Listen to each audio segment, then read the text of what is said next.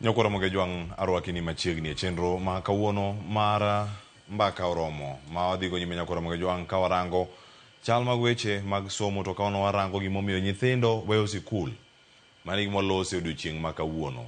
Kirango kar ka gin nyithindo mawuok oko mar klas, iwacho ni en school dropout. Nyithindo giweyo sikul nang'o? Atere kwan moko mapiyo nyakora moge jwang e piny manotim higa mar 2020 mano mar KCPE, jopuonj kata jopuonjre maromo 1,179,000 ne otimo penj. Mae nomiyo gikadho kata ka gin jogo manotimo penj ma gitieko. Kaeto bang'e nitiere jopuonjre maromo 965,000 manotimo penj mar KCSE ma higani. Mano higni 4. Nyakora moge jwang matiende ni nitiere jopuonjre ma oheo 213,691 mane ok otimo penj mar KCSE to ne gitimo penj mar KCPE. Jogi gin kure? To kwan ni ok en ma kende modhi malo, nimar e higa mokalo mar 2023 kwan jopuonjre mane gin missing kata mane onge iye ka weche thoth. Moko nyalo bedo ni nodar wuok e piny Kenya odhi e pinje maoko, mana achiel kuom gigo mantiere manyalore. Machielo, moko bende ne owito ngimagi, moko nobedo matuo mane ok nyal kata dhi e sikul kendo. Magi duto kama gintiere, nitie moko mane ok odhi nyime ma ok ochopo e klas 12 kata mano mara form 4 mondo gitim penj margi mar KCSE. Higano kwan jopuonjre maromo 184,000 ne oweyo sikul kata ne ok oriwore ma ochopo kama ne gichopo e penj mar KCSE ma higa mokalo. Higa motelo ne mano mane itime yiero mar 2022 kwan jopuonjre maromo 107,948 ne oweyo sikul. Gigi duto ne otimore nade mochopo kar kaka ma nyithindogi ne oweyo sikul kendo ne ok gidok? Sirkal nochako chenro mano mar daro jopuonjre, miwacho kata atamalo 100 mag jopuonjre motimo KCPE kata penj mar klas 8 giduto neno ni gidonjo e grade kata e klas machielo magidhi e klas 9 kata form 1 e sikunde mag sekondar. Bende chenro mar 100% transition osechopo kare. Kawuono nyakora moge jwang wadagoyo mbakani kodi. Mbakani wadachwale nyaka e counties wawinjane pacho nyithindo we sikul nang'o. E nonro moyangi wacho kar ka ni gin weche 4 madito mamiyo nyithindo giwe sikul. Jolony wan go destri okinyi ma kawuono bokonowa paro mamoko bende ma gintiere godo. Kae oting'o dhier mane okang' mamalo manyalo miyo nyithindo gi weyo sikul. Mano wachore ni kanyo nitie omenda mamoko makade wacho ni en free primary kod secondary. Jopuonjre gi kadho e hidden cost kata omenda moko mopondo mantiere e sikul ka. Ginya bedo mag remedial, ginya bedo mag activity. Kinde moko idok dala mondo midhi chul pes remedial. Ka jowete wuok skul sa 10 idhi kodgi dala. Nitie jogo madong' e sikul nyaka sa 12 godhiambo kata sa 12:30. Kionge omenda makamano, chunyi gore kendo moko kuom giwe sikul nikech mago. Machielo bende mantiere ka en hiemo hiu. Jopuonjre manyiri mabende nitiere kind 213,000 mabende nok oriwore kod jowetegi e sikunde mag sekondar kata ka ne gidonjo to ne giwuok yudo hiemo hiu kata gin bende gidonjo gin wacho ni gibedo mine e kinde machon kata en early motherhood. Tiende nang'o e kindegi makoro miyo ging'ado chenro magi mag somo kendo ok gidhi nyime kode. Machielo nitiere kar ka miwacho ni nueyo klas kata repeat class osemiyo gidok chien ahinya nyakora moge jwang. Chenro gi duto ibedo ka itayogi e yo mane. Mano miyo moko kuomgi rem tieko sikul kaka dwarore. Bende nitiere mwacho ni nok mag gige somo madwarore sikul kata magiwacho kar kae ni en under resourced schools. Skul onge laboratory, skul onge library, buge onge.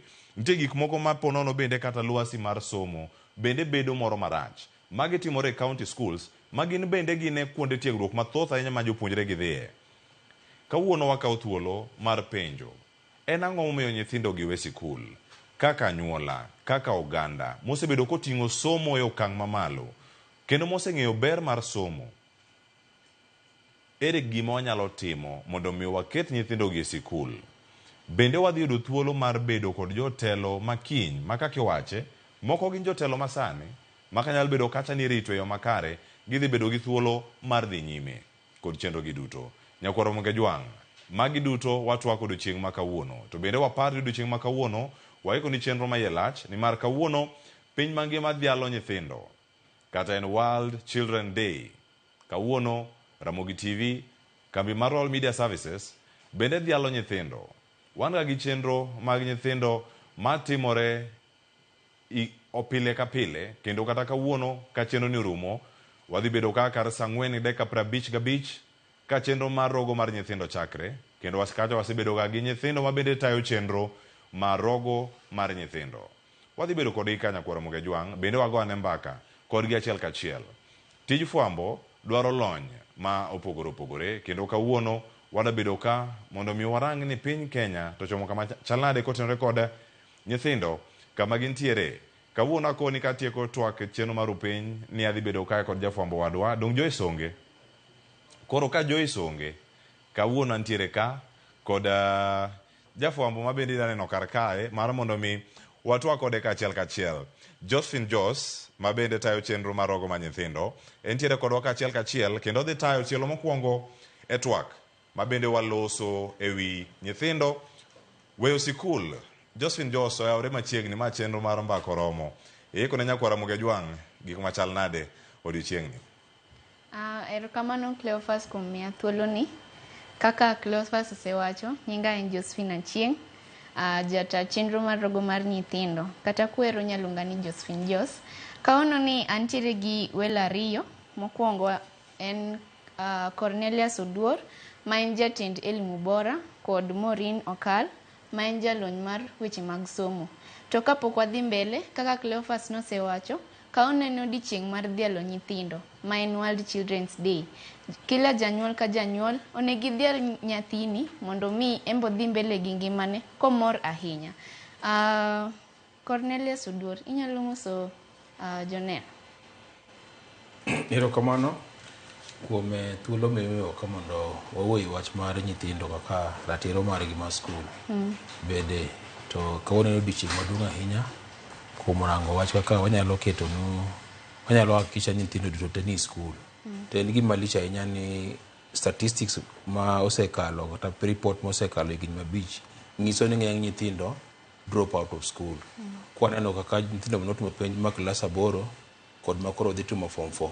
To ayudo ka nitie nyithindo mang'eny sana makoro ok wanyal ng'eyo ni ginyalo bedo ni githo adier. Ok gibed ni githo. To ema ni koro ng'enygi ok ni skul. Koro aparo nu chenro mar sirikal mar 100% transition en chik maber moloyo. Kata kirango wach mar Basic Education Act 2013 wacho ni nyithindo duto nyaka bed ni yudo basic education. To en responsibility ma janyuol mondo hakikisha ni otero nyathi skul. To iweno kata kinde ma nyithindo kosetimo penj, eno ka chief kod local leaders giwuotho e gweng' ka gidwaro nyithindogi. To ng'eny gi report skul i form 1. To gima lich ahinya ni kochopo form 4 to ng'eny nyithindo jo kochopo form 4.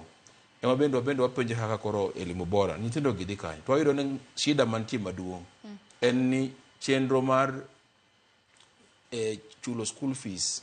Waching'e ni sirikal tero pesa skul. To ka ber mondo nyathi dhi skul to oyudo kila kitu skul kacha. To sirikal tero pesa ma capitation. To nitie cost moko, charges moko ma skul kelo ka kwacha kod uniform, gik moko mang'eny midwaro mek lunch program and everything else. Ng'eny jonyuol ok nyal. Koro yudo ka ng'eny nyithindo ikore ka ni koro lal ma ok nyal chopo skul. Wach riembo gi mondo gidhi dwaro ang'ono pesa ni moko matindo tindo mek chiemo, boarding facilities and everything. Koro ng'eny nyithindo weyo skul yore bilago. Maureen Okal, machiegni e tok ma kawuono ni, inyalo nyisowa gimomiyo nyithindo weyo sikul? Oyawre little Josephine Jos. It's exciting mondo mi ibed kodwa kae. Kendo berna kabisa. Ni the little Josephine Jos is the big girl today. Yeah, it's very en gima mora kabisa. Kendo matemo nyisa ni kata an gi nyithindo matindo ot kuchocho onego bende kora kelde gi kleo mondo chak tiego gi ka wamiyo godo nyithindo matindo mijingo. Yeah, that is very good. Isebedo kitimo tich maber to mano bende romo nyisowa ni kara en jonyuol tiyo tich maber mar rito nyithindo. Yes. Koro aduoko erokamano ni Nyasaye odiochieng' ma kawuono ni kendo amoso nyikwa Ramogi.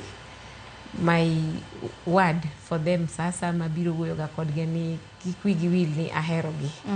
Yes, koro kowuoyo about bedo ni nyithindo weyo skul ok en gima ber nwa kaka jonyuol nikech skul ni e okumba mar nyathi. Awacho ga pile ni nyathi ma odhi skul moyudo ida basic education kende. Mama logo bende wamiyo luor kabisa, but at least basic education no en okumba mapek ahinya kuom nyathi manyalo miyo nyathi yud yot mar mondo mi obed gi tache en owuon makata ka koro odok e piny kae to nyalo dang'ni ma bang'e to yud gima onyalo reso godo ngimane. Koro ka wawinjo ni nyithindo ni e skul gichako ng'wech maber to ng'eny gi lale kore kae ma ng'wejni ok gichope kama onego bed ni chope to bedo wach malit kendo ma ok nyal bedo gima moro janyuol, ok nyal bedo mor ne oganda to ka ber chutho ok onego bed no bedo mor ne sirikal be. Yes, koro watemo neno ni to gin weche mage ma kalore kata kaka ne Cleophas osepimo mamiyo nyithindwa gi lal kendo ok chop ng'wej gi ni tung' mondo gikaw kede mar maisha. Nitie gimoro miluongo ni ng'we kede. Yes. Koro mano gima chandowa. Taparo ni kako dhi mbele jok mawinjo wabro medo yudo tiegruok kod ng'eyo gima onego bed ni watimo mondo mi namba machalo kamano mar nyithindo kik bed ni olalalala kamano bato resi. Koro aduoko erokamano. Little Jos. Cornelius, be inyalo nyisowa nini 100% transition ma government chiwo boti adier? Anyalo wacho ni chakre ne chikni bedie ok wasedhi marach ahinya. At least kirango before ne bedi kod chik ma free and compulsory basic education. Ng'eny nyithindo manene ni school sani ni school. But kwarango igini mosekalo nitie haka koro kendo wachako wadok chien. Mangiso nu implementation ma chikno ok osedhi maber. Mangiso nyaka kendo wadok chien warangi momiyo nyithindo ng'eny nyithindo waketo gi mondo gidonji skul kata mana from primary to secondary, but ng'eny ok chopi form 4. Mangiso nitie challenges moko manitie kinde sama kisedonji skul ka to ok ginyal yudo ratich gi. Nwach ng'eny jonyuol seche moko ok ni kod elrock. Koro ka nyathi osiki riemba to bino neno ka oonge kod gine pesa manyalo keto nyathi skul. Tiyudo ka koro nyithindo seche moko gibiro wuok e skul ka to kendo gidonji amal. Joma nyithindo mani tie nam moko bende biro Nairobi ka dwaro kibarua to ng'eny giwe skul hamano. Koro nitie challenges ma omiyo ok onya bedo kod 100% transition. Madwaro mondo collaboration obedie kind jonyuol kod sirikal kod boards make school mondo wane nyithindo ka gisedonjo school to gibed retained in school. But nitie challenges moko biro bo discuss. Maureen, amba do penji mapenjo the same question mapenji. Bi paro ni 100% ni transition boti yo adier? Ingeni 100% transition ni ne gima nobedo implemented diere mane pok wakata wa adopt CBC. Yeah. To aparo ni at first naneno ka ne chala ka gima iwacho ni oyore. Wadhiura dhiya. Yeah. Tingeni dhiya ni entiere gi challenges mameke nikech iye kanyo anybody dhi. To iyudo ka nitiere kaka ne okomi nyithindo dhi ka otegno as in e school kachacha ne nitiere gima onego bed ni gin ga 3 basic things ma miyo wadhi school. Yeah. En attitude to gi knowledge as at the same time gi skills. Koro yudo ka samoro korka knowledge koni ng'enyne ni yudo ka nitiere nyithindo moko ma are missing out. E gima mondo mi uwinji nikech winjo mar nyithindo pogorega. Koro kinyisogi ni dhiura dhiya to ne obedo a disadvantage to group mamoko. Ma koro dhiura dhiya ne miyudo ka nyathi ool gi e korio nikech gima jiwe kata winjo mare ni piny ma owacho ni anto koro ang' nung'wonna lakini mane gima nie ground owacho ni anto aneno ka buko tama maybe afuo koro nikech gima yude school kacha cha onge nyathi bedo kizungu longo ni obedo ostracized to neno ni koro kan competent enough kata onge gi nyalo mar mondo mi amed dhi mbele gi somo. Wasebedo gi nyithindo mang'eny e gwenge ma wadakie mane we school nikech reasons machalo kamano. Koro yudo ka on that note the government oko meet objective mare. Chal ka gima koro ipuko wapuka dhiura dhiya bora ni masomo donge jatelo wuoka to nyiso ni masomo bora koso bora masomo.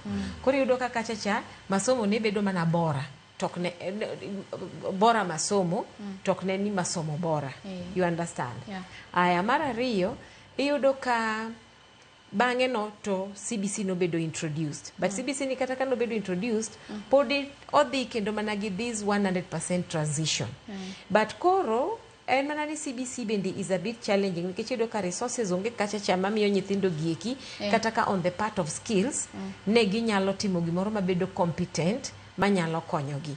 Koro because of government bedo ni ok nyal chiwo mokwongo resources onge human resource yudo ka japuonj onge manyalo sisitiza ni gima nonego bende timo cha nyathi otime ma owinje. Koro mano bende yudo ka pod the government is not achieving ok gi achieve objective mar education but gi achieve mana objective margi mar ni nyithindo gi mondo odhi adhiya okala kala kamano gidhi adhiya nikech ka on the other hand knowledge did not work nyathi onge kata mana gi opportunity mar ni we mondo adoga nuo nikech samoro tiga nyithindo moko ma kodok odhi onuoyo kendo tiyudo ka koro sechege ka koro obwongo ne chako mako yawre chako mako gima ne tame cha to government noko chiwo space no.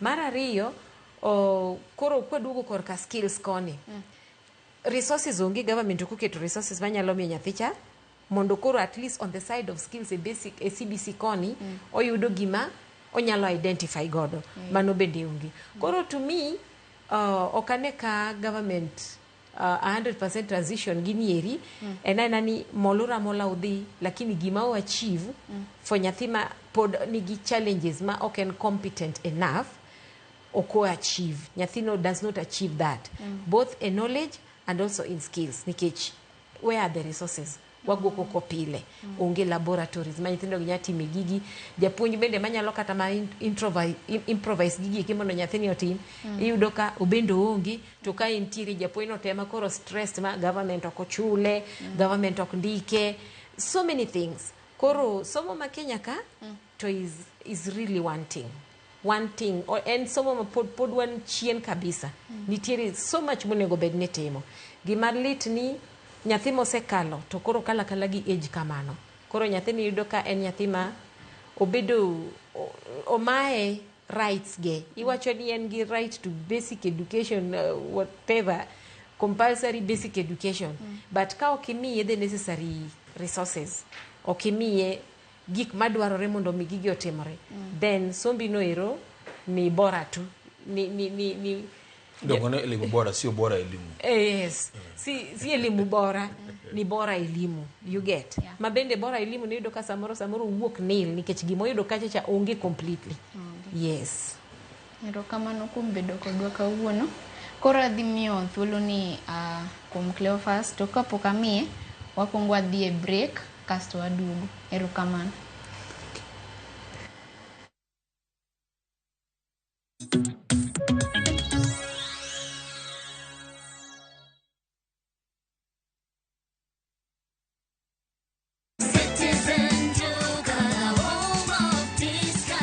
This This week, Citizen Duka and Quickmart are bringing you an amazing deal on grocery shopping with Mama Soko. Enjoy skuma and spinach at just 20 shillings each, carrot at 99 shillings per kg, and onions at 69 shillings per kg. It's super easy.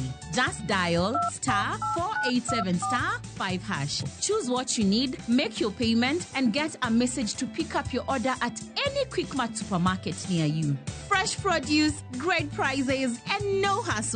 Shop Mama Soko today with Citizen Duka. Citizen Duka, the home of discount.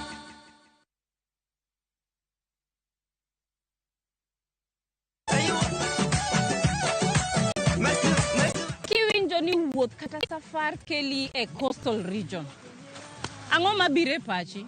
Nyalo bedo ni wazuri wako wapi jamani? Koso kwenye pembe ni wapi?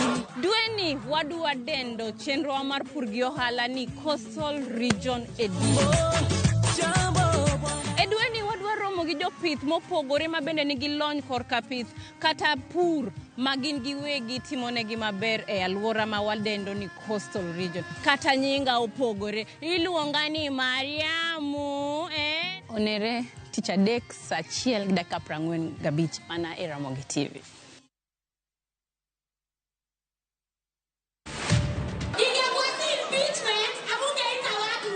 Mbona hiyo time ya mambo ya airport wako tuita tukae chini. Kozi saa hii president na mdogo wake wamekosana. Wacha walinizimia hiyo mic.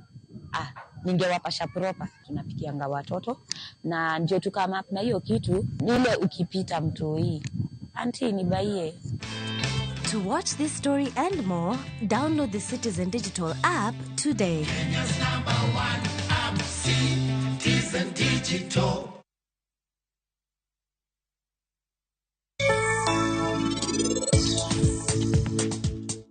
Apani en giwuoyi no. Mane gimomiya nosi mosimbe sani.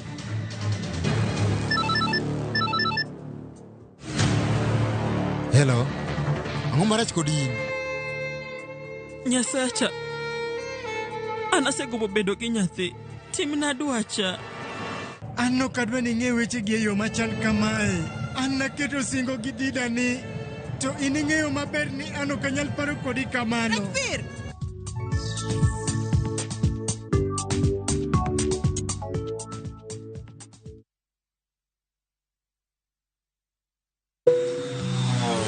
For the skies na 200% prepare bonus on shopbiki.com.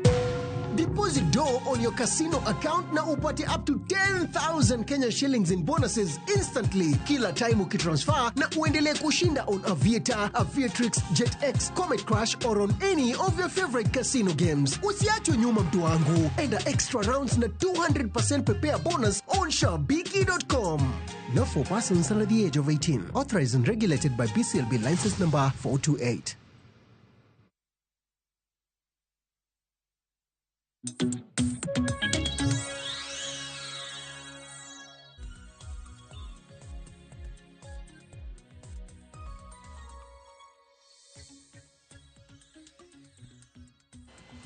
Nyokolo mogi jwang machiegni wantiere karka osetayi tielo mokwongo chenro mar mbako romo koda nyodwa Josephine Achieng kata Josephine Jos mabende otayi tielo mokwongo mar mbako romo ka wantiere karka wakwayo ne nyithindo duto hawi maber odiochieng' ni ma imedo dhialgi e piny mangima wacho ni en World Children Day odiochieng' ni to koro children molose wigi children koro we school mane kamano wasechope karka 100% transition bende osetiyo kosoyo nyaka sani nyakoro mogi jwang' gin kwan mamalo jogi lalga kure mane penjo mabene Josephine openjo kanyo ka wadhigo nyime yena mondo mi achaka kwanye gi kanyo mana kaka isewinjo kacha wenda pon an go nyime an go ka adhi kodgi mbele twak kan ka kod Cornelius Oduor jatelo kanyo ka elimu bora mabende wadhi bedo kae ka watwa kod achiel kachiel wadhi nyime kode kachiel koda ka jalonyo weche mag somo Morino Kal ka wan kode e twak ka achiel kachiel mana kama chope ngeni Josephine setawe makare kama sechope kanyo kama doke penjo mose penjo go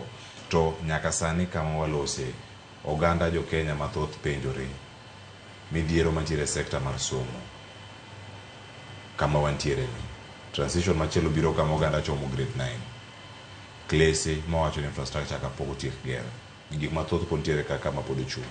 Kaka elimu bora usebedo ka umedo seyo sirkal kendo sono sirkal mondo mi gigo chopo yo makare.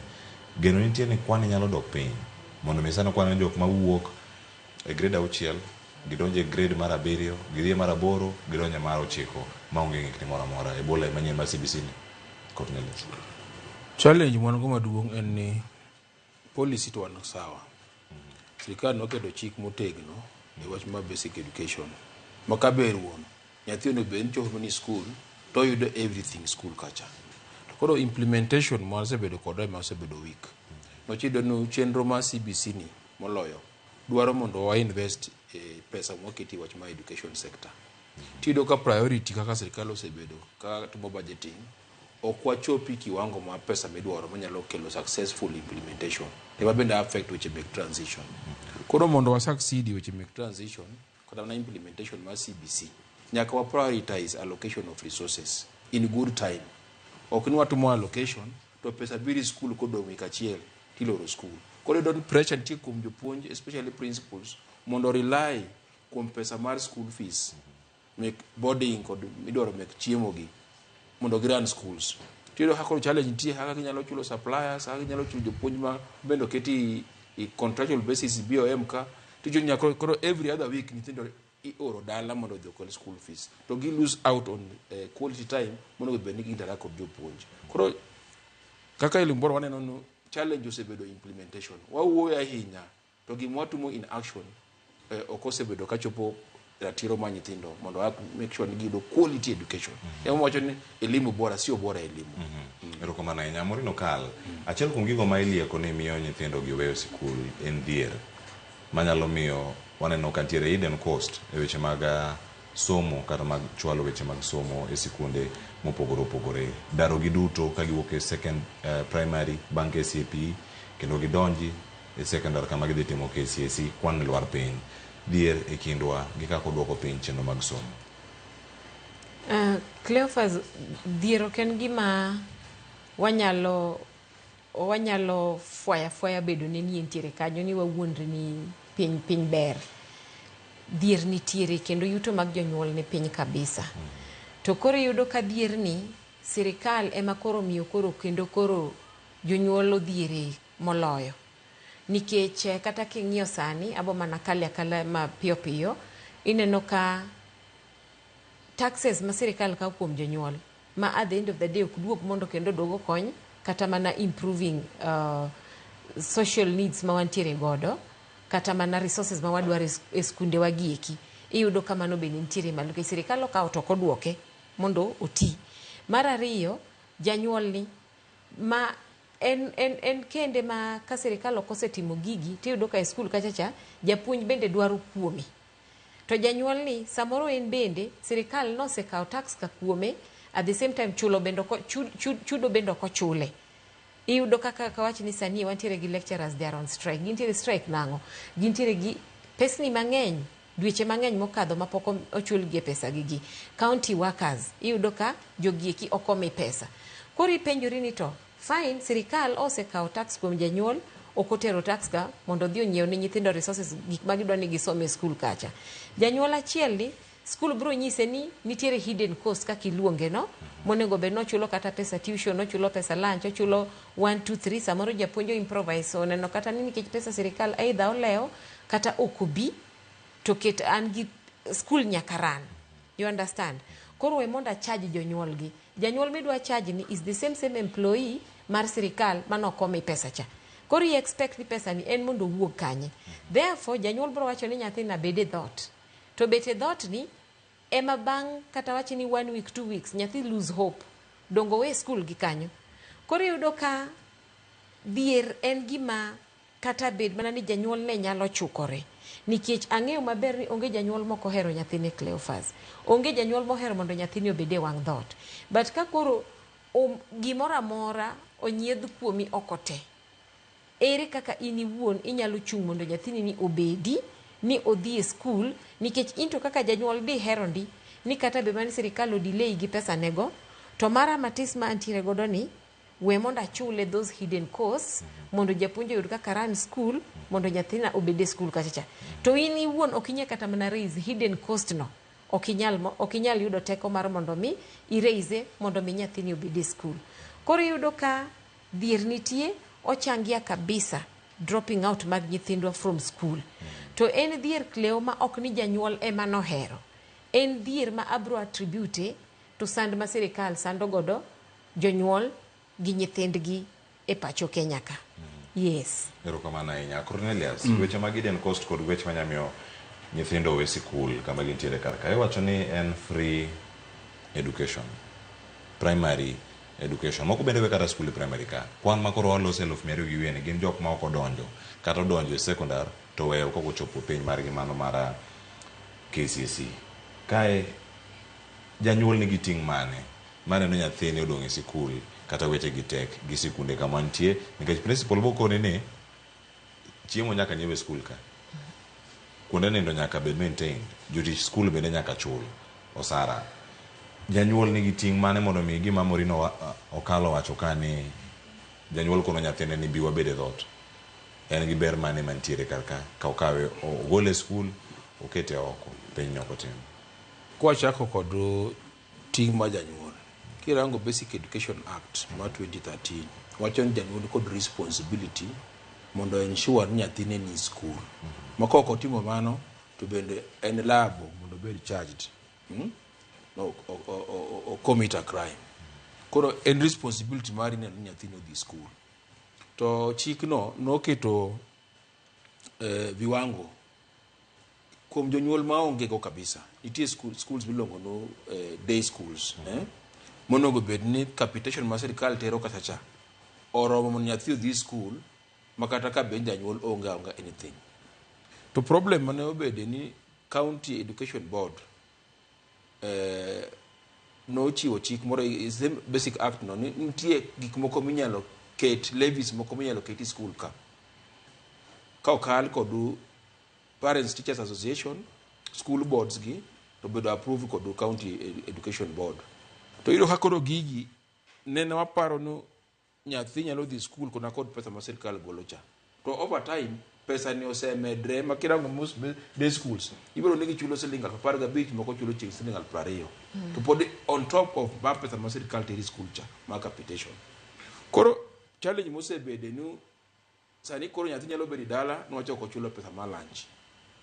To chik wacho no this additional levies okono bende itiyo kod kaka reason mondo riem nyathi dala. Sani koro itiyo kod gi nyathi onge rim okochulo pesa mari okobedi school. Nyathi okochulo pesa moro mari iluongo no motivation or remedial kata pesa activity. Pesa activity iriembe. Koro ido ni pesa ni gisebedo mang'eny to principals koro keto pesa ni kagima en school fees. Onego bed janyuol kao responsibility ni koro ko onge pesa ma lunch to dhi skul kacha mondo giwuogo skul nyathino ira lunch dala molo ni iriembe wach manang'o mar lunch. Koro gigo bedo kagima en compulsory, kok inyal chulo pesa mar lunch to in koro dongi dala. To responsibility don koro kok inyal golo pesa ni in cash to onego bed ni dhi wuoyo gi japuonj kata principal mondo ket program moro ma isa nyalo work kodi, kata kinyalo chiwo gini in kind fine, kata kinyalo chule mos bende in kind. Tido hashi moko jonyuol bende otero siling mar 20 kawuono kinyathi odugi dala. Lache moko uso muna gwende ineno. Koro pro chulo nango bed kanyo nyaka chino ayud pesa. To nyathi kosebeti dala for almost 2 weeks 1 month to chako donji yore moko mopogore temedo kako ng'eny nyithindo gi weyo skul gi Wacho en osiko kana ko en gimo ka wich kuot. Odonjo Monday, Wednesday oriembe. Odonjo iriembe. Koro buchuno nangono odhi amano odhi kibaruwa mondo dwar pesa. To kodhi kuchawo koro odhi kibaruwa no dwaro pesa ma school fees. Teacher budhi you are away from school. To bro end up ni koro ana kara kanyala konja nyuolna. Konja nyuolna bene chandre.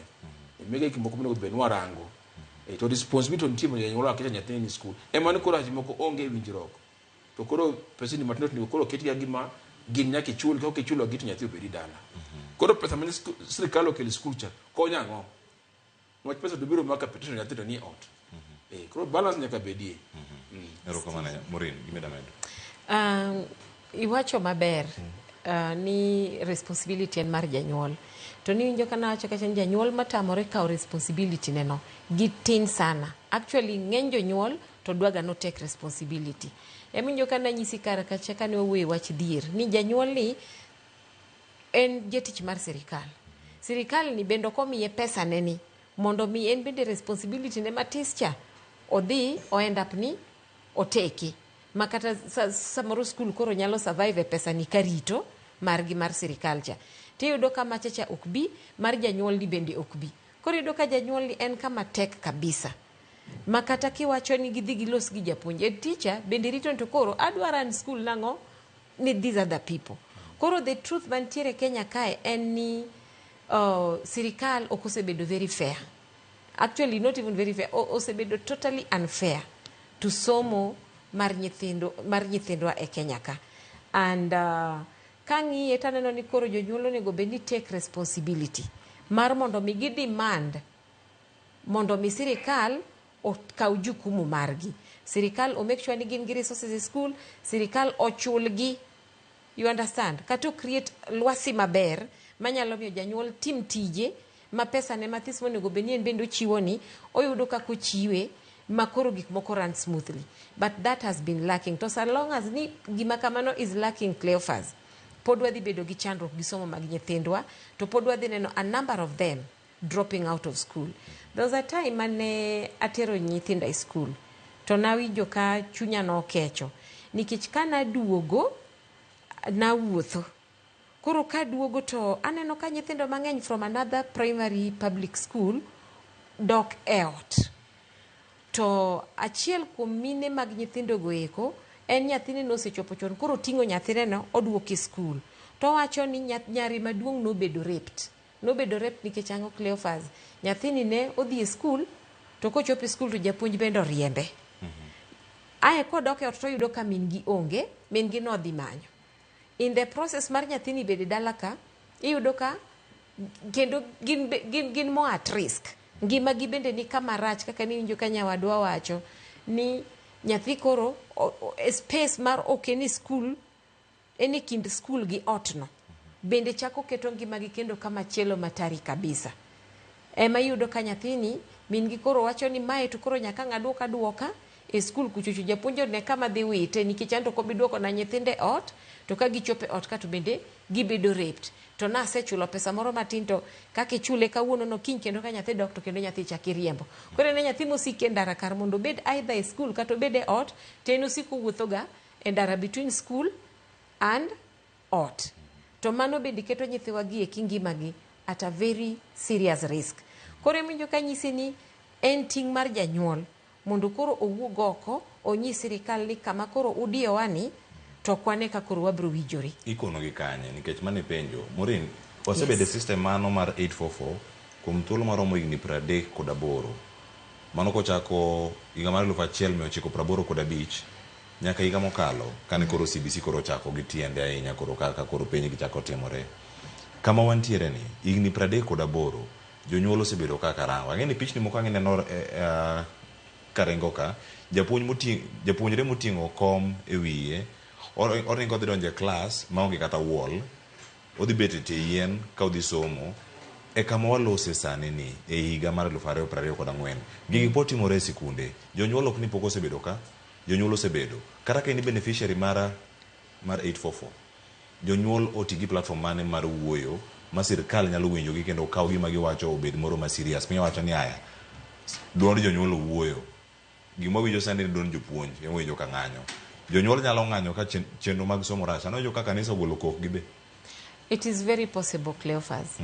En mana ni kendo chaki yudo kama nywanda moro ma kendo wachakwa betega ni association mar jonyuol no bende. Iyudo ka representatives manitie. Gin bende ntiere kaka politicians dhiga to madho gi kata sirikal dhi to kwalo gi makoro kendo iyudo ka issues mag jonyuol ok gi present e yo manikare. But ka jonyuol duto te nyalo wacho ni enough is enough. You get in your own small way kata wach mani koro awan gi school moro milongo ni awachiw example ni wacho ga ni Kaneru ni kanye Nyakach Sango. Jonyuol ma Nyakach Sango giwuok awuoka together to giwacho ni koro wan wadwa nyiso sirikal ni gima kamae to kwane ka dhinwa maber nyaka sangu ka. You understand? Iyudo ka changes nyalo bet nikech koro ginyalo bedo a voice an example ni jomoko, but jonyuolwa ma Kenya bende osebedo ka mae gima ok gitim. Ting'eni ka in gi representative Cleophas, tiyudo ka representative mari ni is not doing what needs to be done. Ng'ato ka ng'ato chandre mane konde kende. Ok wabi raise a big voice enough manyalo miyo koro gigi mondo timre. Iyudo ka nitiere classifications of so many parents. Nitiere parents ma ene ma nyathine some public school ma public school kama osome noero, nyathine noero nigi chandruok mathoth ma bende duogo back to janyuol no. To nitiere janyuol moro ma nyathine ni private school, nitiere moro ma nyathine ni international school. Koro classification mar jonyuol gi ema koro miyo yudo ka deo ni ok bedie.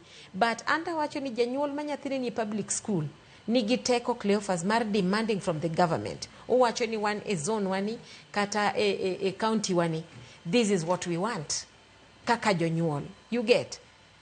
Tiyudo ka bende gigi nyala timre. But so long as we are silent, it means ni we are comfortable to gik moko to are not going right. Koro janyuol ma Kenya has also failed.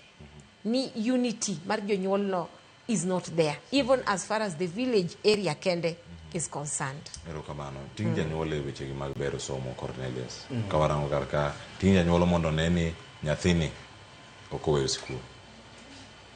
Okay, gima duong' kaka wasewacho chande no schooling kata mana wach mas education is not cheap. Nyaka somebody come in kod resources. To janyuol ing'e tije chakre e ot. Attitude mo wuoye cha. Nyathi mondo bed kod positive attitude wach mar education. Kiko bed no this school wanja jonyuol ne dwaro mondo this school. O this school wachango no ngimane mabiro mabang'e. Ineno. To gima duong' sana mondo bed warango ka sirikal osetiyo kod almost 640 billion michiwo education sector. To gima penjera kata gima onego bed wapenjre, pesa ne bende chopi skul adier 640 billion i budget miketi Ministry of Education. Ang'o miyo jonyuol pod ladhore gi weche mek chulo school fees gi gik moko matindo tindo to pesa to sirikal chiwo mang'eny. 640 billion is not small money. Gima nyalo wacho ni challenge mwan koro kendo kuma weakness osebede en ni school management committees mwan kod na BOMs, board of management. Sachi moko gibedo very weak. Anyalo ng'isi kaka ng'amo seto nyathi school. Icho nyathi school kawuono imi fee structure. Fees wabro chulo siling 40,000 kaka most of these extra county schools. To within a very short time kata nyathi pod okotieko form 1 oseluong school meeting ka ji osepitisha levies moko mang'eny makoro school fees osemede almost by 20,000. Tiyo ka jonyuol pitisha gini because one code very weak systems of oversight schools ka. Ido ka principal code a very big say. Kendo manipulate these boards ma gisiko gimedo muna levies. Gikalo jonyuol ok nyal rango kodi ng'enda chemo kadhi kacha an gi nyalo moro matin. Aneno na nyalo chulo siling 20,000 on top. Janyuol moro nitie ma ok nyal. To koro wakelo standards me kwa udi wateri school. To koro jonyuol ma ok nyal umia in the process. Ineno. Koro ka school management committees or this board of management ok nyal bedo strong in oversight. Tibodo ka levies gi bosi kasika kimedo gi ameda to in the process ng'eny nyithindo koro ok nyal. Ido ni koro kata ikasa na chulo school fees to nyathini ng'eny ne minango dong mini out. Koro eventually nyathi timo penj ka very weak because half of the period when we in school en ga dala no dhiwaro school fees ore. Koro nyaka waket chenro motegno no joma bedi school board of management schools ni. School mondo gibe jok motegno manyalo penjo difficult questions. To kik gin jo mitiyo kod mondo okala kod gik moko. To meno bedo weakness maduong' sana. Imena koro ng'eng skunde o end up ni koro nzindo ok nyal. Kidhi school to nena project manye obas ni. En osika ma onge kido ok nyiew bas. Nyathi ta kogolo pesa manye obas nyathi tiek school bas ni kochopo. Projects moko mane kia ni gero dormitory, kia ni gero dining, kia ni gero administration. Gigi daka school ka ma onge kinde ma ok chulgi. Tiro ka koro gigo sekelo challenge maduong' kabisa kuom parents. No koro fees se chulo. Tido ka koro in kod arrears moko mang'eny, to kata moko motieko school. Yudo ka koro certificates bedo withheld. Ng'ato ok nyal kawo certificate mare ma form 4, nwach kod dictate en kod list of things gi moko mang'eny mono accumulate from Form 1 to Form 4. Yes. Koro nyaka wabed kod very strong boards kod school management. Moko jomiyiero kata gi jok moko ma jotena yes. Ka principal osewacho to koro wan dwach ang'o? Well, the business enterprise. This is a big problem. Koro jonyuol through the school management committees kod BOMs gi nyaka gibed jok maketo gine oversight motegno mondo fees odong'i level ma sirkal okete cha. To kata ka nitie bende wacho ni ok ochuno ok onyalo bedo something extra. To ok onyalo bedo ni koro imeda every other year. Okete in a way ma ji nyalo afford. To kata okete to bed ni chenro moro nitie minyalo chulo school fees kaka nyathi bende dhi medo gi somo. To kini chulo school fees nyathi ni ot. School no moketo ni idhi kod nil balance. Ichopo ni ichulo school fees te idwaro kudu pesa dite kure midwa chulo kod the first day ni idhi kod nil balance. Okete in a way ma jonyuolo chulo pesa progressively to nyithindo bende yudango no quality time maginda tako jopuonj. Ogunsa duto nyithindo ni wang'e gidhi omo school fees. Ero kamana ahinya. Nyakoro mogo jwang' weche thoth ahinya morango kara kama bende wabedo kae kawaluni achiel kachiel mabende ang' wayud thuolo mar winjo gini kata to gintiere kendo gidhi e yo machalare. Mana kaka winjo kar ka wamedo rango gimomiyo nyithindo to weyo ga sikul. Ang'e ni pod ang' aduogo kae koda Josephine Jos mondo mi ang' oduogo soma ne ote ariyo adek mantiere kar ka to motelo ne mano ntiere picha moro ma wanyalo neno, ntiere twak madhi nyime, mano madhi nyime Lenana, itime kacha Lenana Road, mano kama gintiere achiel kachiel mago twak madhi nyime ka Kenya National Commission on Human Rights, KNCHR mabende twak agolo wacho ni State of Human Rights in Kenya, en report ma igolo odiochieng' ma kawuono. Wanya winje matin kae to bang'e ang' wakaw yweyo.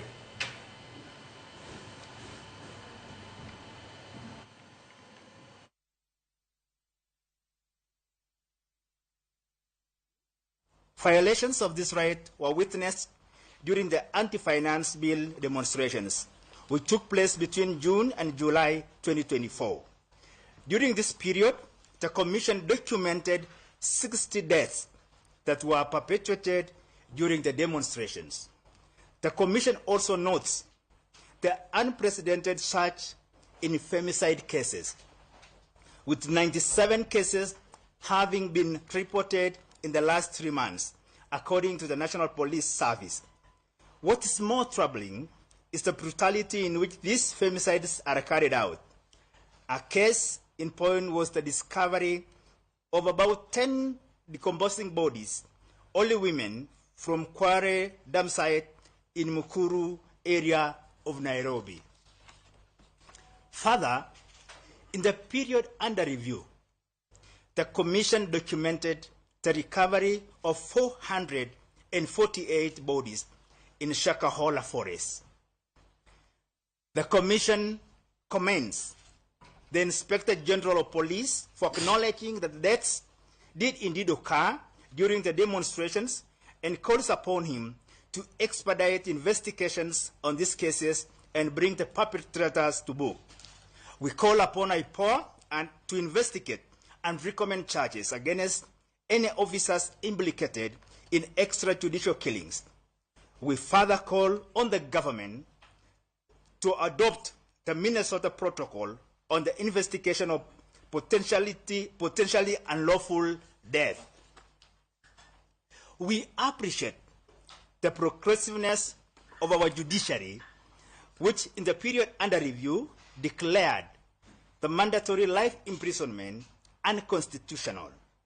Additionally, we appreciate the efforts of His Excellency the President of Kenya, Dr. William Ruto, for his commutation of all death sentences issued up to November 2022 to life imprisonment. This is indeed a progressive step and an indication of the country's commitment to safeguarding the right to life. On legislation, on matters impacting on the right to life, the Commission continues to monitor the progress being made on the Prevention of Enforced Disappearances Bill, the abolition of death penalty, the Penal Code Amendment Bill, and the Preservation of Public Security Amendment Bill 2023, and we call upon Parliament to fast-track the enactment of these proposed laws. Right to freedom and security of persons. Fellow Kenyans, The rising cases of abductions and enforced disappearances are an affront to the human rights tenets that our country ascribes to. We continue to witness and record the cruel, degrading, inhuman treatment of persons taken against their will. The daring happenings recorded on videos and photographs are some even displaying civilian and security agent number plates, are rapidly taking the country back to the dark days of our history. The Commission has documented 1,376 arbitrary arrests, as well as 610 cases of injuries from June 18 to November 2024. These injuries were sustained in the course of the demonstrations and ranged from deep fractures, bullet wounds, soft tissue injuries, and inhalation of tear gas. Most of the injuries were inflicted by the security officers against protesters. The Commission documented 25 injuries inflicted on security officers by the protesters. We further recorded 74 cases of enforced disappearances in the period June to November 2024, out of which 26 people are still missing today. We call for an immediate halt to the unlawful arrests, abductions, and enforced disappearances, as well as the fast-tracking of investigations and prosecutions of all those found culpable. Nyokoromo gi jwang mano duonda jokanyo ma Kenya National Commission on Human Rights bende golo report margi ewi ratiro mag oganda kaka norochgi e kinde ng'anyo kod oganda mamoko bende mosebedo ka olal e kinde ma wantiere ni. Wadak oywe masani ka duogo abiro kae kod mathoth kotenore koda twak madhigo nyime nyithindo weyo sikul to giweyo sikul nang'o. Okinyi ma kawuono mane twak mwabedo kachiel kachiel ka ok oywe masani Merikete Ramogi TV aduogo kae kod ote mabende umedo mana oronwa kite mana ka.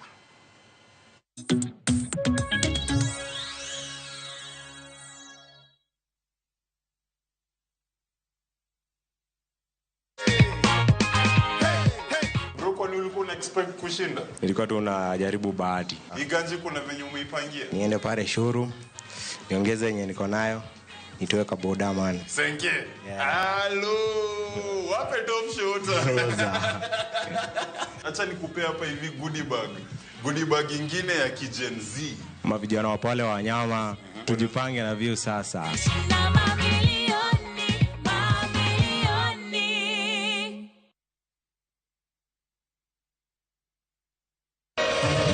Ramogi. Regulation okodhi through gimiluongo ni public participation. Be ikori mar donjo matut e weche madongo e Uganda wa. Ribadhi ma wuok e TSN ng'eny seriously. I have to say this. Wanono weche siasa kod weche mamulongi ma jopiny. Sama gigo nyaka japur. Nikech japur ni obro puro kande ni otere kare. Buch jopiny en kama wamiyo pek paro kachiel kod nonro ma intiere godo. Wan gi chike mabeyo matayo gigi waduto te. Ok diang wachnya every time ka ng'ato dwaro to waloko chike. Nyinga Trevor Ombija jandingo panga jo Nyakach dendo nombija taya nyakwar guok kocha pesa. Wanere kendo. Tich adek ka tich adek, sa adek otieno, mana Ramogi TV.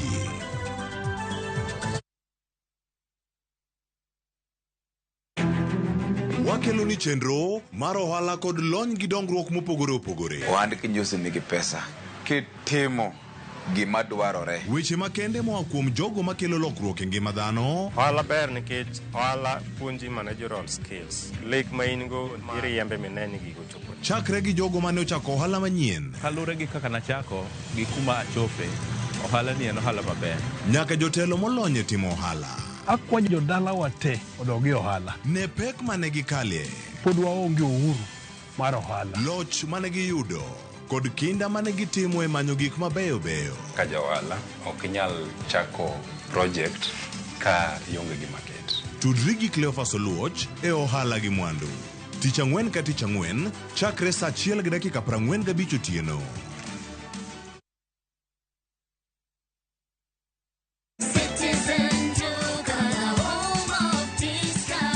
Wiki hii Citizen Duka inakuletea discounts kali ya Okoa wiki kutoka Quickmart. For only 646 shillings, unapata maziwa 2 packets at 110 shillings, 4-pack tissue at 199 shillings, unga ya ugali 2 kgs at 119 shillings, mkate 800 grams at 99 shillings, unga ya chapati 1 kg at 79 shillings. Hizi zote ni only 646 shillings, meaning una save 110 shillings ukitumia Citizen Duka. Piga *487*5#. Chagua Quickmart, then chagua Okoa wiki. Lipa, alafu utapata message ya kwenda kuchukua package yako kwa Citizen Duka counter ya any Quickmart supermarket karibu na wewe. Citizen Duka, home of discount.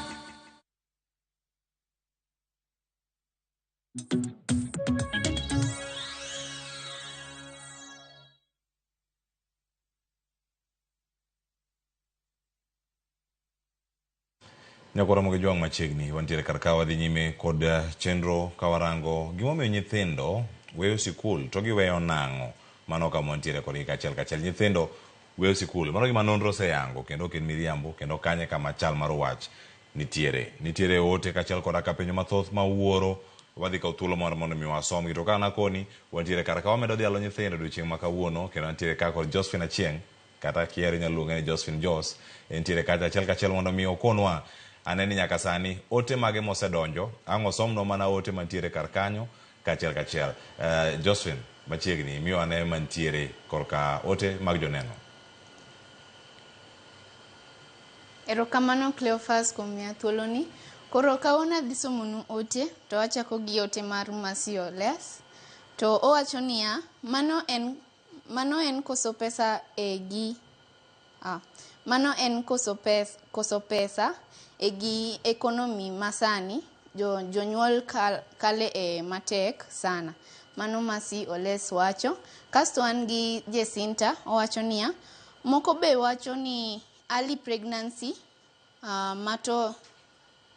mato sana timre oyugis. Early pregnancy timre oyugis sana. Mano Jesinta wacho. Wantiere gi mamake Owen, mano min gi Owen, owacho niya, it hurts seeing our children dropping out of school. Mano mamake Owen wacho. Wan gi Eunice Migori, koso pesa be nitiere kelo shida ne jonyuol. Jonyuol moko be koso ga pesa emomiyo nyithindo drop out of school. To bende wan gi Fedrian Godfred. Nyithindo weyo sikul nikech koso pesa. Mano to adier. Nyithindo moko koso ga pesa emomiyo giwe skul. To wan gi Daniel Orwa owacho niya, en mana ni piny Kenya osecho e tipo mar dhier kuom ranyisi nyathi nyalo timo KCSE to bang' kalo penj to iyudo ni janyuol onge kod nyalo mar chulo school fee. Mano to adier. Erokamano Cleophas kuom miya thuoloni, achaka miye thuolo machielo. Erokamano ahinya mana ka mikete kar kanyo mano ote mar Daniel Orwa to bende ayude yo makare. Erokamano Josephine Jos isomo yo makare iwinjo ote mantiere kar kanyo en ang'o ma timore. Nyithindo weyo sikul nikech nok mar pesa. Aduogo kar ka mondo mi ayud paro kotenore kod ote modonjo mane chal mar wach kendo gima joneno wacho wach mar Oyugis cha to poka confirm okang'alose gimomiyo yiero Oyugis ahinya. Morin achako ditelo mar ariyo kod duore kod ote mag joneno mantiere ka kato bang'e wadhi nyime ang' wayud bende paro kawuok Cornelius. Mane omiyo ne wawuoyo wach dhier Mr. Oluoch. Koso pesa. Wineno kaka nwasepime back and forth, school dwaro janyuol ongego e iye kae nyathie machandore ae chunye dhi to jok koro oweyo school. To ne wawacho ni ting' bedo kuom janyuol. To janyuol bende winjo ka nowacho ni samoro ok kata ni samoro economy masani adiera iyudo ka janyuol bende nigi pek, pesano ogole kanye. Ka sirikal notie county government pok ochulo kata mana japuonj ni for 3 months. Nyithindo bedo ga school e dweche maromo nadi, en ga 3 months then giloro. Osomo 3 months giloro. County government kata sirikal ne pok ochulo the same janyuol for those 3 months. School to dwaro pesa. Janyuol otimre nade gi nyathi. Koro kanyo yudo ka nyithiwa mang'eny lal. To nitiere gimoro bende Cleophas ma daher mondo mi awachi. Waseneno osebedo nyaka documented and reported. Nyithindogi nyawadwa kae nowacho ni nyithindogi dibed ni githo te momiyo nambano nyithindogo lal. That is not true. Sirikal bende osebedo jamibadhi kabisa. To mae timore kuom employees moko miyudo ka bende obedo ma sirikal ogogogo emondiko. In ka ng'ato nyalo bukore to wacho ni nitiere school ma Ministry of Education ong'eyo ni school nobedo registered. To resources iting'o titere school to school no to onge. Ghost school. Donge? Koro ghost schools gi donge definitely gin gi aluongi ni dummy pupils koso dummy students koso aluongi ni akia gin nyithindo madoli koso gin bende koro wantiere gi ghost pupils ama ghost students. Mago bende nitiere nikech anya paro ni nitiere story mar school moro in Kakamega ma a clerk mar Ministry of Education emodhi ondiko ni school exists. Oketo ne school no over 1,000 pupils. Tell me Cleophas, ingeni according to sirikal mago gin nyithindo manitie ma Ministry of Education ema o register to gionge. Koro aparo ni nyithindo malal gi moko ni kuom mane sirikal onyiso ni registered but gin ghosts. You get? Nyocha kae waneno nyaka a case mane nitiere North Baringo.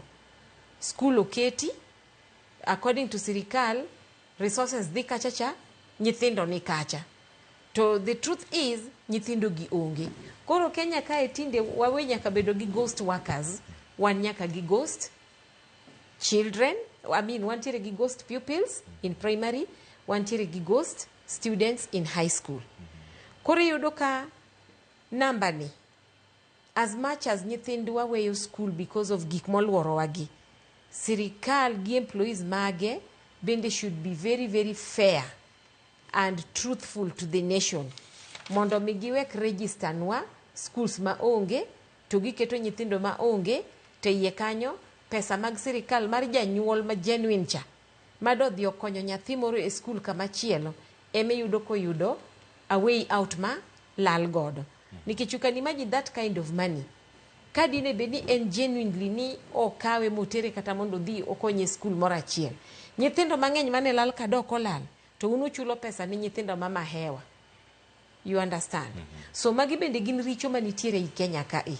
And I want to believe ni mane miyo kara samoro ni luongo wagi president, the late president ma Tanzania ni a country ma is man eat man. Yeah, because you can imagine how painful it is. Ni uregister school, utero books kachacha, utero resources ma ongi. Pesa ni Cleophas. Da tere in a journey in school. Kata mane thuru kachacha, kata mana thurwa. Kata tere mana Turkana. Dongi ngeni konyo nyathi mantiere Turkana cha mang'eny malich. But pesa inapotea tu na hizo mchezo. Kamano. Yes. Nyokora mbuyo ntiere ote moro madonyo karaka mara Ruth Nyathi Ochieng. Asome ka pokaido pacha Cornelius oduor manago ka elo elimu bora. Ruth Nyathi Ochieng wacho ni poch gi pak ne Josephine mokwongo wach mar 100% transition onge. To kata ka entiere to ok okony nikech iwuondo ji ni somo nono to bech uniform gi buge kata gige somo moko bende ni malo. Mar ariyo, chandruok nono, chandruok mono jonyuol tero nyithindo e sikul. Mar adek, en lack of security. Mogik en unemployment. Nyathi neno ni kata osomo to tich onge. Koro eri odonji e tije lwedo. Mogik, akwayo ni kaber to sirkal owinjo introduce free feeding program ne jopuonjre te to to ahinya man dala. Mano nyalo kelo negi mijing'o mar somo nikech somo bende tek ka ich ni nono. Cornelius, ote mangima ahinya mawacho kar kani asome kapok imiya paro kendo imed mana jiwe. Waneno kata kaunti ma Nairobi osechako chenro abilagi to akia ka gintiere skunde duto. Iwacho ni dishi iwacho ni en dishi molos kod gavana koso chenro mar gavana moro kanyo. En dishi nai koso chenro ma Sakaja. Dishi na county. Kama entiere itaye to tayo skunde te. Dropouts nitie nyaka maweyo skul e bombe. Otayo machal nade paro kuoma ote maruti ndio chien kod mamoko maponono ma Murino komulo. Ote no en ote motegno kenda siro kabisa. Wach nyithindo we skul gik moko ma very basic. Kori nyono na wach ma feeding program no kende. Ko kira uta Nairobi ka kende. Nitie rural poverty to nitie urban poverty. Miyudo ni nyathi wuok skul dala oko yudo kata na breakfast. Ka giloro gine ka gi breaks at lunch time. Odoko yudo ka otolo makata jikon kanyo mini gi onge everything. Omudho muna pikra ko ni ang more ma odili go to doki school. To gigo setumo nyithindo mang'eny ok bedi school. Channels mitero kod pesa school nyaka waloki. Bentie hakonyo tero pesa ni kata sirkal koro wacho ni capitation no omede matin to koro chungra na wach mar lunch program. Mondo kik bed ni koro wach mar lunch program itimo nyithindo mang'eny ok bedi school. Pesa ase wacho kan pesa nitie mang'eny madhi yore mek school. To ng'eny pesa ni gi ok chopi school. Emeno kan nitie wan kod challenge maduong'. Koro konyalo loko channel ma pesa dhi kod school. To nyalo konyere mang'eny. Molonu pesa moro nitie mawoki bursary CDF ka kia moro wokia kod governor bende moro ni kod MCA. In the end gigi chiwo wach mang'erok kod corruption. To koro deserving cases every year nyakiyudo nitie gazette nyithindo moko mayudo 400 kia ng'o 390 to oluongi school le nana to kunyal dhi ang'o miyo pesa ni ok nyal chopo kuomgi. Nwach channel mitiyo kod ma chiwo pesa ni ok en channel morango yo. MP dono chiwe kalengana kod kaka jomong'eyo kod joma nogone kura. Otiyo kod sympathizers meke gweng ema identify joma nyalo konyo. Koro nyithindo maonge kod connection nyathino joma kono somo Nairobi ka janyuol dwa mondo odhi osom koro dala kocha. Onge that political connection manyalo yudo kod bursary. Yes. Nyathini bro end up liko dag dane onge any support mechanism janyuol no konge no janyuol ne ko jago kura madala kocha o end up niko onge ka konyre. Koro nyaka walok chenro. Ka ber won kaka wana limbora gi mwacho nyathi onego bendi dhi school to yudo kila kitu kacha. To janyuol principal kose do list man nyithindo kata nyithindo 300 modonji school for example a day school. To bro ng'eyo within a very short time nyithindo man kod modho maonge kod kaka nyalo konyore. Ene menyalo chiwo report ayudo nyithindo 300 nyithindo 100 onge kony gino megi full bursary. To moko gi omigi kata na 50% to moko gi omigi kata 30%. To akoro gino kele egwen ka ni ja siasa moro chief more madwane no wod ng'ane ni to won gi ong'e mang'eny ahinya en koro ok nyal konye kata ng'ane no pinga no pinga ko yudo ka gigi ng'eny nyithindo ok nyal konyore mayot. Mojo waketo siasa e kila kitu. MC dono bed kod en modwa mwana ng'ano mabiro mis bursary ng'ano ok mi bursary. MP bene kanyo governor bene ni wachni women bene ni wachni wakawo pesni duto waket together ncho wacho nango bursaries duto mondo bed collapsed. To pesni go yudo kaka nyalo dhi school based on the numbers more register to mondo bedo enrolled mondo nyithindo konyi school kacha kata ka ber won uniform bende gi yudo kacha buge gi yudo kacha makoro gi bed tij janyuol en ang'o nyathi omondi school odhi school to koro gi konyre kod school yore ng'ano discipline kod attitude. Ko kero wach ma pesa bende tingen everybody ma oro message ka wacha nango no pesa. Wagol wach ma pesa ni pesa odhi school mondo koro bed ni school management committee gin koro gi shughuli ha kod pay gine chulo suppliers or you value for money to bedo ko ibro improve quality kod attendance month in school kod drop out resbo dok chien to ko kwat momeno aketo siasa giweche me pogo pesa kila mahali ngato karo dwan mondo ene moneno no konyo nyithindo nyithiwa mang'eny bro lal. Murin paro mar nywako omenda gi duto no kata gi nagucho omenda mathoth ahinya nyaka sani igeno ni onego mi jipuonjre somo moro manyangafu to gino ok timre mamuting'o omenda migolo kod jod bura die mano NGCDF mabende ko chopi kamar 2026 bedo ko onge kadi bono setieke kendo segol ni kyo ne ataro mar chiko omenda ni koro ka bursary no nitiere kanyo nitie mar 100 nitie mar governor tie mar MCA ponono ka ugologa kopogore gi mano nitiere mar jatend piny Kenya mano mar presidential bursary e kind ji mamoko ma nitiere karka magi agulu mawuok e aguch sirkal maduong' gigi konywandgi duto kendo kede kumoro achiel bende iparo ni somo miwacho ni en free ni onya bedo totally and fully free mondo mi ji te ayude. Very possible. Very possible. En mana ni iwinjo ka jatelo kae osewacho ni inywando politics to gi education. Koro yudo ka gik moko gima tiyo onge nikech ng'ato ka ng'ato dwa ni mondo en ma mondo nene ni ene ma o perform. Ting'eni kata bed mana ni pesa niri ne en mar MCA, ne en mar whoever. The truth en ni mae is taxpayers money. Ogin ga pesa mawuok e mfukgi. Koro okane kama pek nyalo betie ka pesa ni no kawe to wach ni mae is education fund we mondo keti agula achiel mondo dhi oti tich monego bed notiyo. But ing'eni politicians gi ok odwar gima kamano nikech kanye ma bende o retain godo jok ma vote ne. Let me tell you Cleophas ni kata mana oko kuonde ma wadake gi iyudo ka samoro ni dwa kata ni mondo apply for bursary. Iwinjo ni MCA okelo bursary, MP okelo CDF ke ang'ango idwa ni mondo u apply for those things. Ing'e gima ikuongo ikuiga sami chopo kacha miwa wadwa ng'eyo ni i vote ga kanye. You understand? Koro mano kendo romo nyisi ni politicians are taking advantage of jok modak e alwora margi magin voters mag that area. Mondo mi giti gi such things to neno ni gi hold du giketo uma bus. Ma next time emi winjo ka koro wacho weche moko mani in ni pinga. In ni gocho ne Cleophas no kigochona.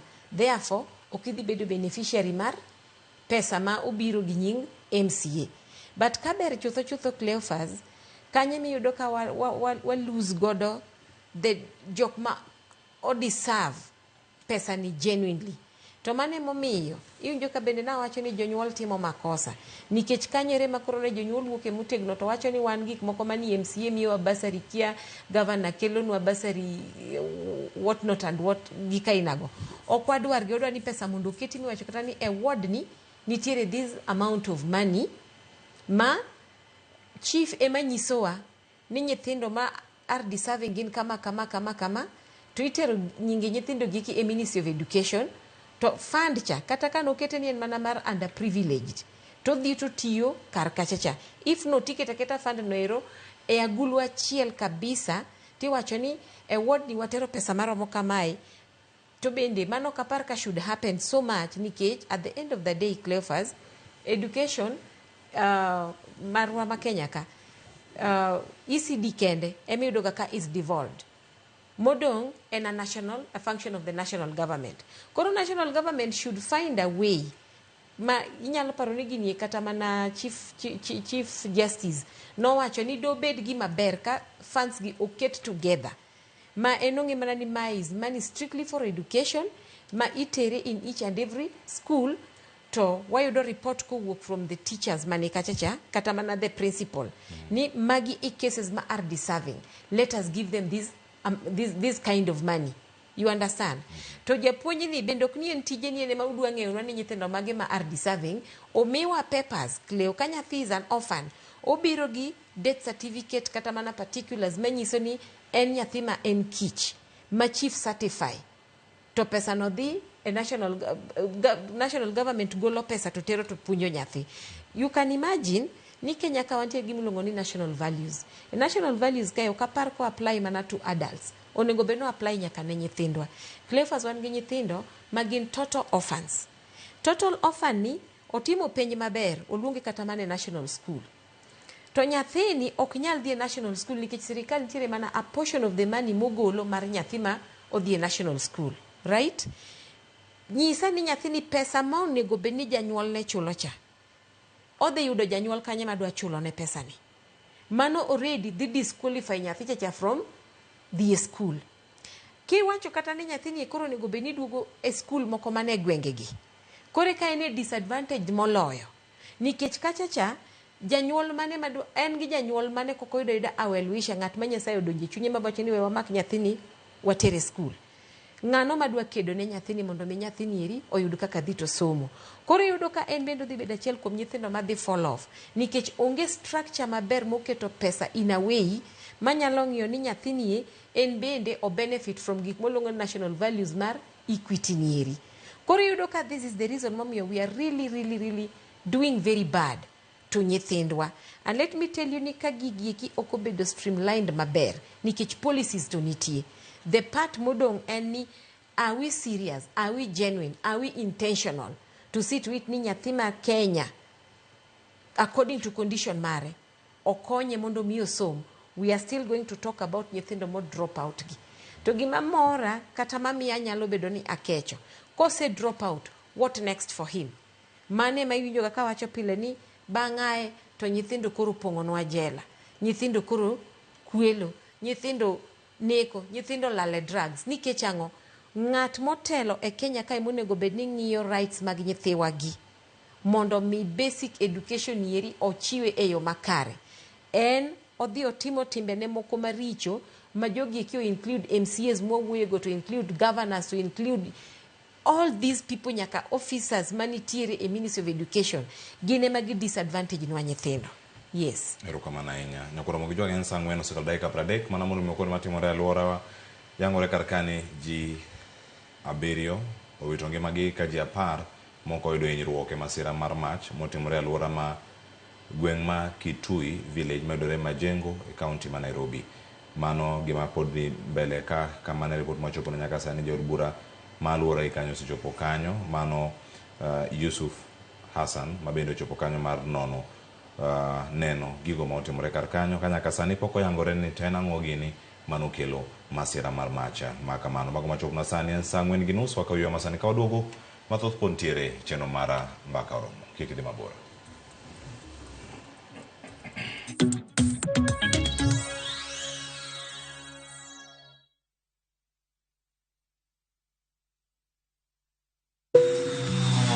Reach for the skies na 200% prepare bonus on shabiki.com. Deposit dough on your casino account na upate up to 10,000 Kenya shillings in bonuses instantly kila time ukitransfer na uendelee kushinda on Aviator, Aviatrix, JetX, Comet Crash or on any of your favorite casino games. Usiachwe nyuma mtu wangu. Enda extra rounds na 200% prepare bonus on shabiki.com. Not for persons under the age of 18. Authorized and regulated by BCLB license number 428.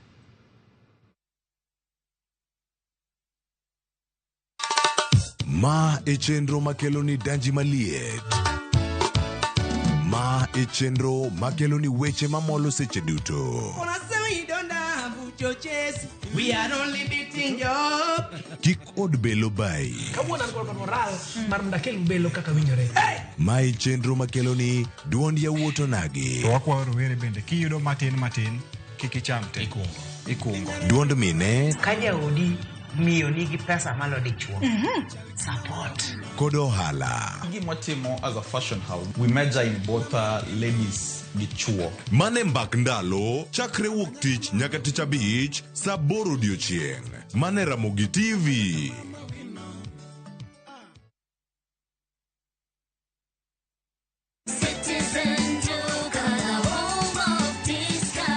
This week, Citizen Duka and Quickmart are bringing you an amazing deal on grocery shopping with Mama Soko. Enjoy skuma and spinach at just 20 shillings each, carrot at 99 shillings per kg, and onions at 69 shillings per kg. It's super easy. Just dial *487*5#. Choose what you need, make your payment, and get a message to pick up your order at any Quickmart supermarket near you. Fresh produce, great prices, and no hassle. Shop Mama Soko today with Citizen Duka. Citizen Duka, the home of discount.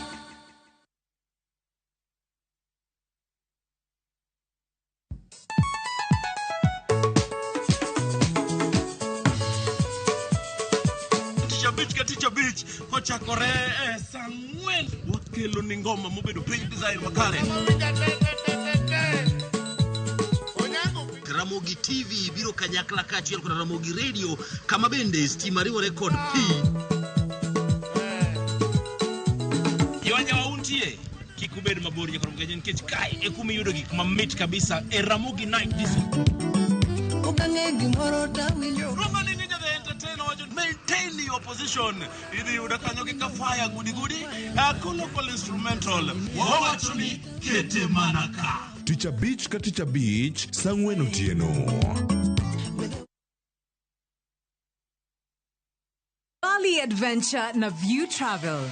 Explore the vibrant culture, pristine beaches, and the serene landscapes. Enjoy Kuta or Nusa Dua, Gili Trawangan, and Ubud. Ride a horse cart and hop between islands by a fast boat. Escape to Bali's paradise for 8 days, starting from 2,067 USD per person sharing. Angukia deals moto na View Travel. Book now and lipa pole pole. Visit viewtravel.com or call and WhatsApp 0703 254 254. View Travel. Dream, explore, discover.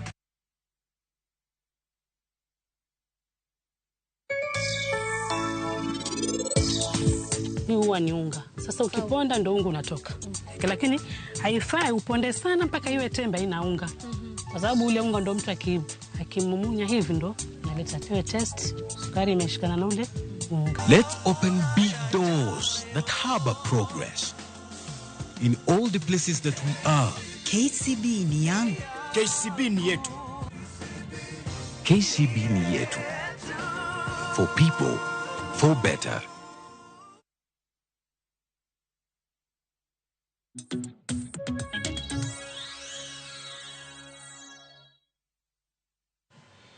Nakora mojang machiegni wantiere karaka kendo en moro maro ni podi kete karaka e chenro mara mbakoromo adwa chake nyaka sani makoro pod wantiere karaka ena mondo mi akala ne e ote gi kendo achiel kachiel kaka ntie mora madiponi omedore modhi medo karaka otis nyakwar nyawade wach Ramogi TV ler kendo neno yo makare ahinya Cleophas Olum neno waka entiere wacho ni no imwe kwa imwe achiel kachiel haya ntiere ote mar Bahati Africana mawacho kama watching Bakoromo live kawuok county 047 e Nairobi ka Cleophas gik ma miyo nyithindo weyo sikul thoth to ahinya gin kaka poor background, ntiere peer pressure, high unemployment rate in the country, poor education funding models in the country. Mano mantiere kar kanyo achiel kachiel kama dane mondo mi warangie. Nitiere gimoro ma oganda ok dani wamul to yena mondo mi wadhi kanyo kendo wamule. En gima timore alworawa. Nyathi timo penj mar klas 8 odonje peng, odonje apiko. Waseyudo japiko bende ywak. Giwacho ni nyithindo man ka wuogo dhi skul. Ni itieko penj kitieka ni apiko iseyudo. Sani ichiwo gi nyaka gi hola. Akeka nitie moro ma ichulo mos. Ichule mana mdogo matieke. Kama wantiere to wang'eni gigi timore alworawa. Giwuok oko gichako tije moko miwacho ni giyudo ka tije go emitimo alworagi to gidonje. Anyalo chuko ranyisi ni Kisumo ginyabedo ka timore. Nyabedo timore Oyugis, nyabedo timore kaunti ma Migori, kaunti ma Siaya, Seme. Inyayudo ka gimoro timore kanyo ni ikunyo gold. Jodonje wala no te. Nyithindo tieka class 8 to donje tijno. Donje form 1 yudo pesa gold. Iseluoko iuse ber idonjo kacha aola kod gik moko mantiere karka tije ma wacho ni inyalo time kata kaliponi sitieko sikul to thuolo ni ere kaka gweng ma wantiere bende orientwa kata ketwa bede opara manyime madhi nyime kod sikul dong pacho kika kwa nyalo loko pacho bende gweng ma wantiere achako Morin Kendo. Cleophas gigi okikore gikikore kabisa to gipacha aneno ni oganda bende samoro wa fail.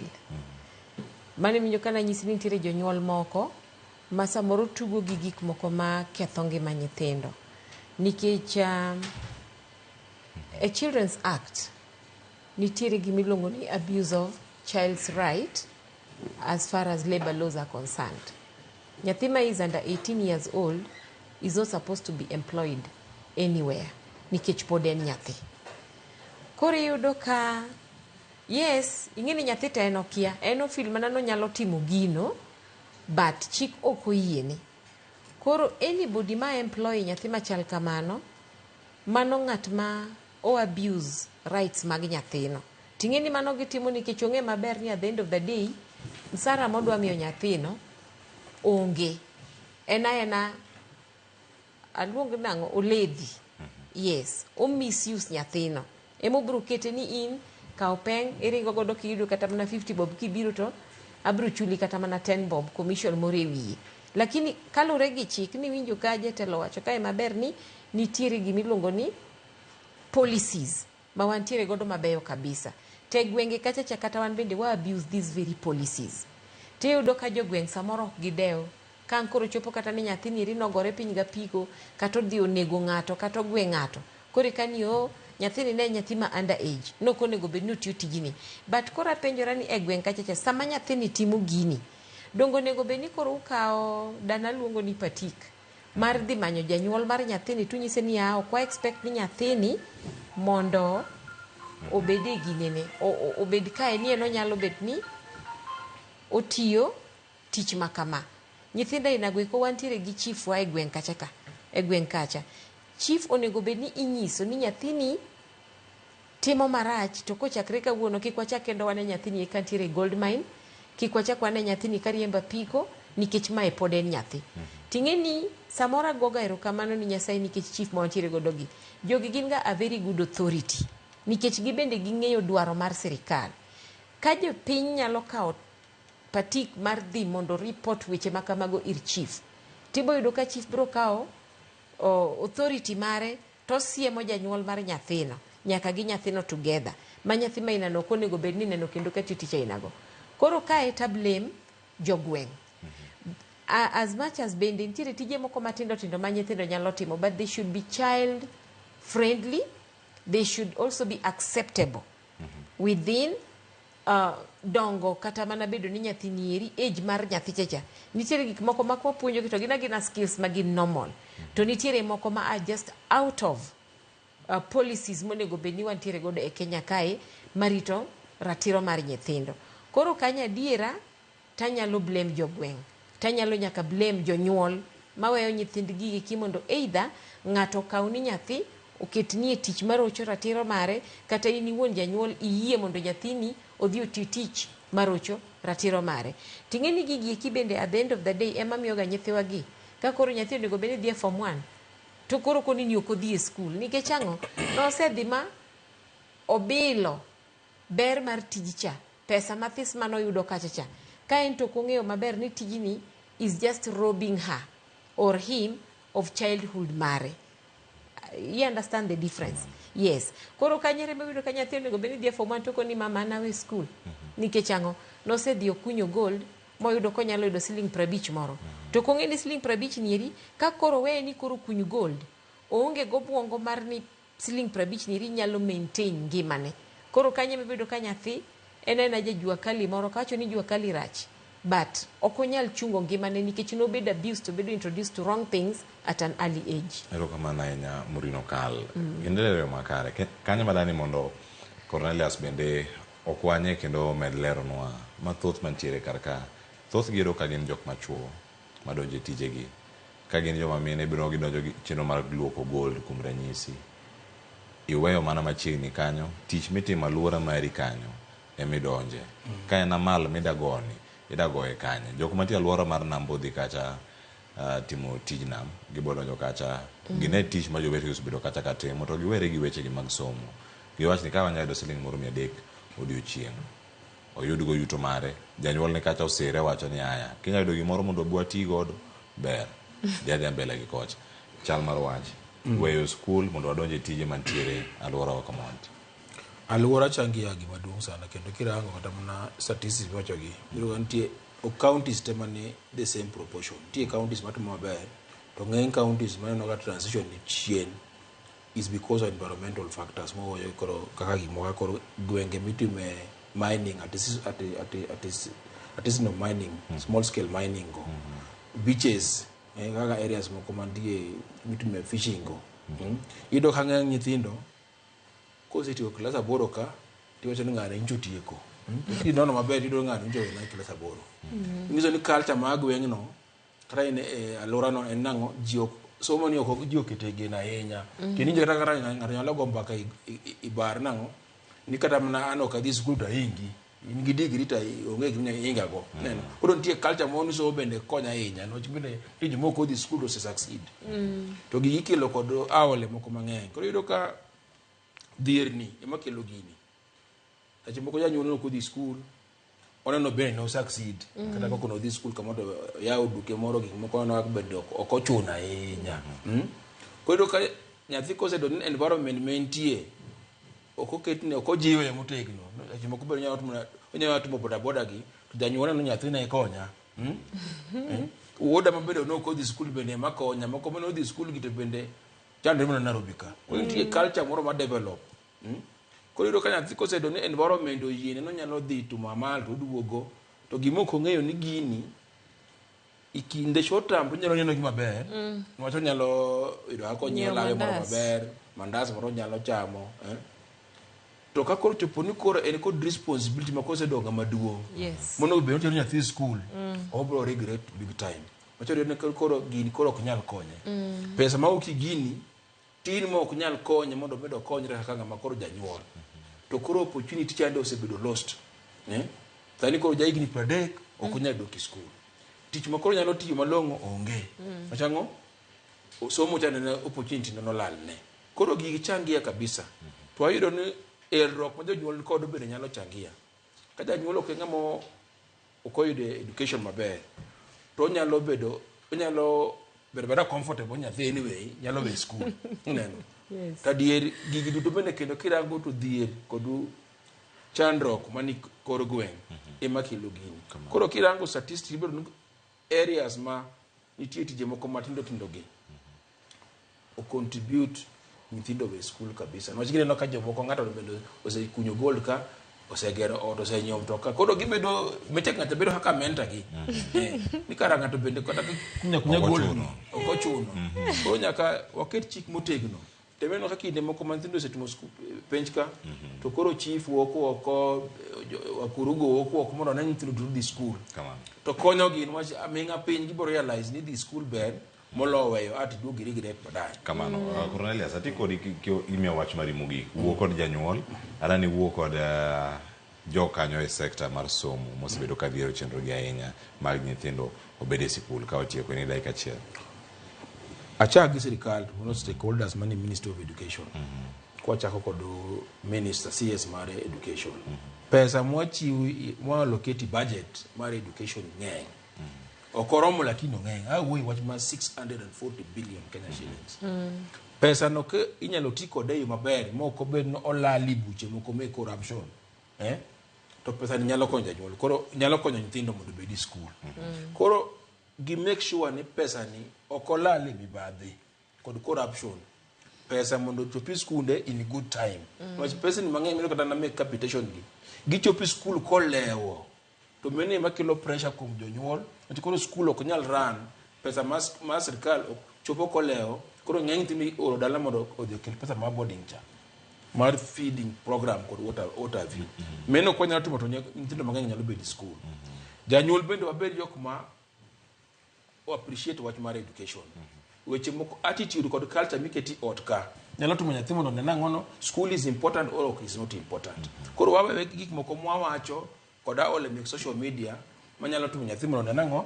anyway school is an alternative nyalo dhi kata kanyal dhi ko nyalo cooperate mano to wabro konyo nyithiwa ang'e ni tije onge sani mang'eny lakini that okikwati kod meno kaza excuse ni sani bende jomosomo ok yud tich gima kinywa kia is better mo debede kod documents meki molo ni regret no opportunity tie to koro ok nyal yudo wachne kidi school correct erokamano nya Cornelius Morino kal thuolo en mar dakika achiel lose kod janyuol jogo mosebedo ka siro nyithindo mag dhi sikul jogo matimo chenro mamoko mag siro nyithindo mondo mi odong' e sikul kigiwuok oko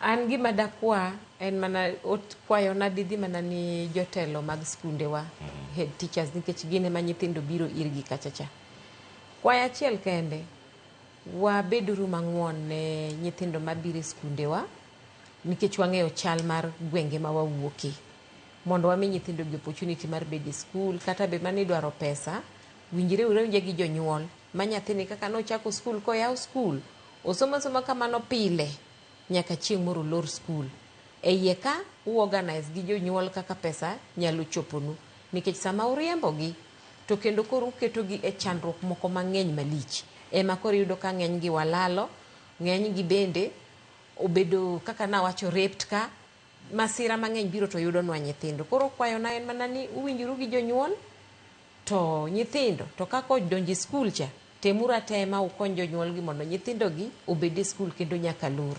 Yes, security no is very important. Erokamano ahinya Morino Kal kachiel koda ka Cornelius Oduor mane makilo e giko mar chenro. Erokamano ahinya. Nyakoro mogi jwangi ni thuolo mar bedo kodwa. Elo nyawada mana ngo kawuono Josephine Achieng kata Josephine Jos wakwana nyithindo duto bed kod hayo maber e kinde makoro gintiere e yweyo piny mar KCSE bende karumo nyithindo bed kod yweyo makare kendo gikony jonyuol giritre ka girito duoko ka gigani pok orumo. Nyinga Cleophas Oluoch Kisumu kanyo kwar mukio nyaka sango kinyi sa 1 nyaka sa 2 warango chal